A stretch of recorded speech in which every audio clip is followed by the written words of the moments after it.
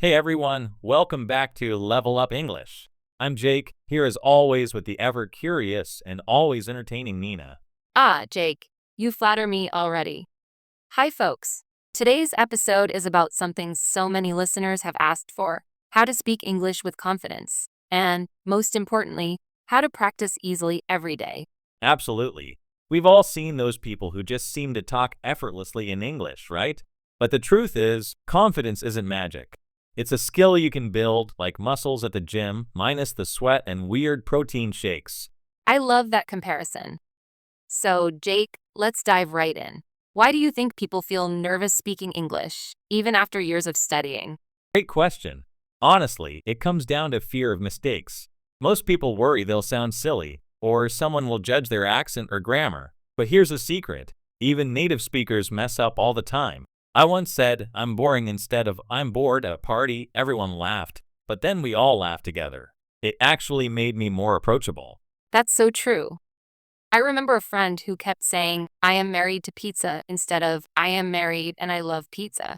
Nobody cared about the grammar. They just wanted to know if she'd invite them to the wedding. So, Jake, what's the first step to building confidence? All starts with practice, specifically daily practice. Think of English as a plant. If you water it a little every day, it grows strong. If you only water it once a month, well, good luck. Even 5 minutes of speaking a day can make a huge difference. But what if someone feels too shy to practice out loud, especially if they don't have anyone to talk to? That's super common. Here's a cool trick: talk to yourself. Seriously, narrate your day in English. I'm brushing my teeth. Now I'm making coffee. It feels weird at first, but it works. Or record yourself and play it back. It's like being your own English coach without the coaching fees.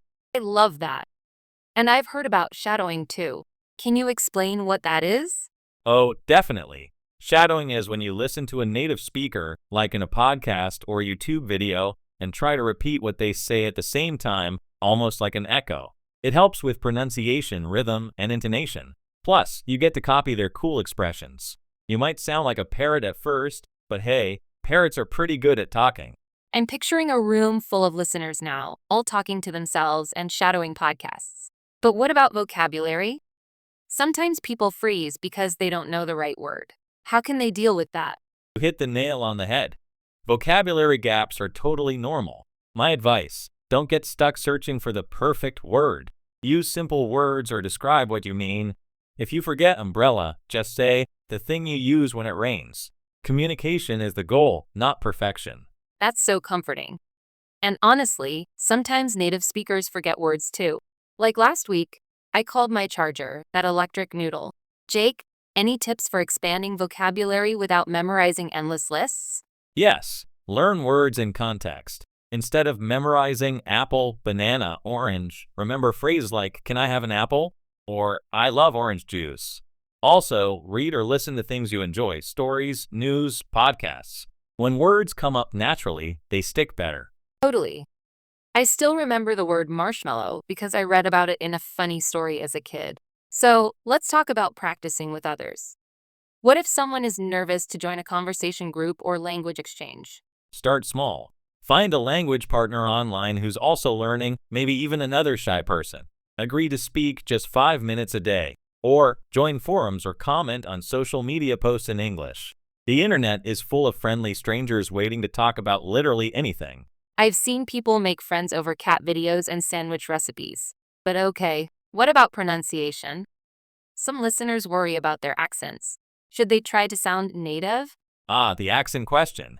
Here's my take: your accent is part of your story. Focus on clear pronunciation, yes, but don't stress about sounding American, British, Australian, or whatever. The main thing is to be understood.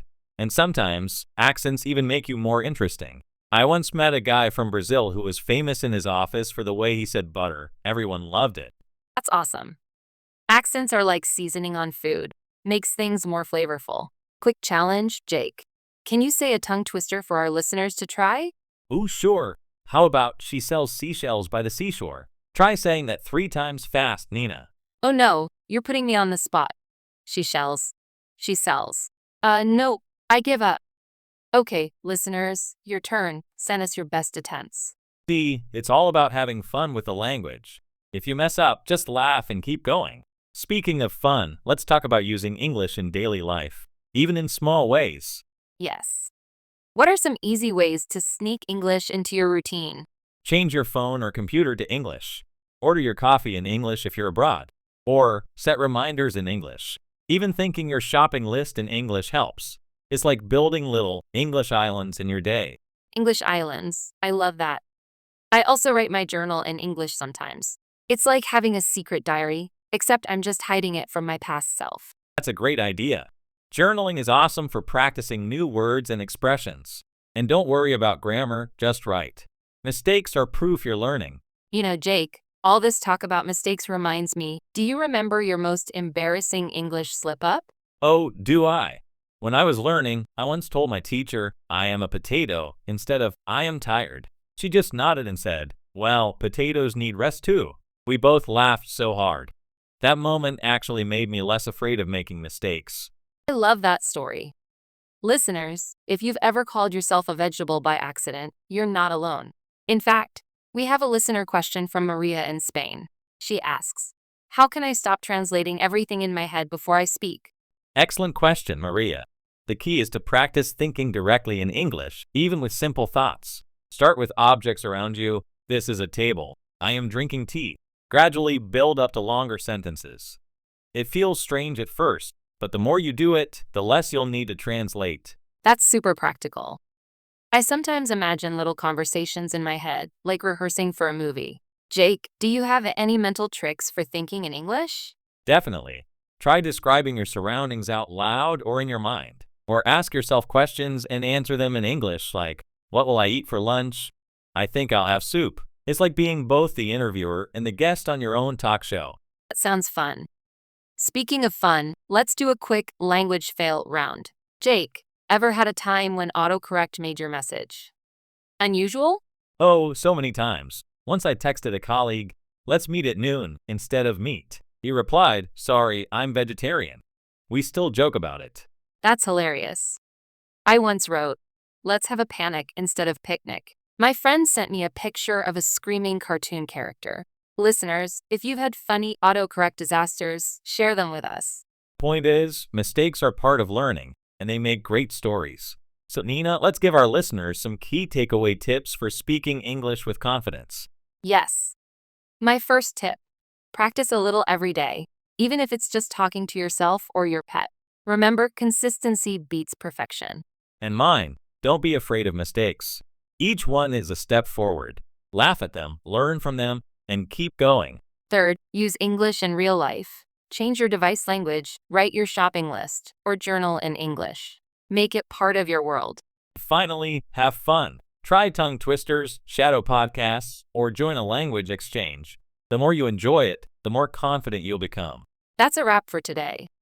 If you found these tips helpful, don't forget to follow us, share the episode with a friend, and subscribe so you never miss out. And remember, confidence comes from action, not from waiting for the perfect moment. Go out and speak English today. You've got this. Thanks for joining us, everyone. Until next time, keep practicing and keep smiling.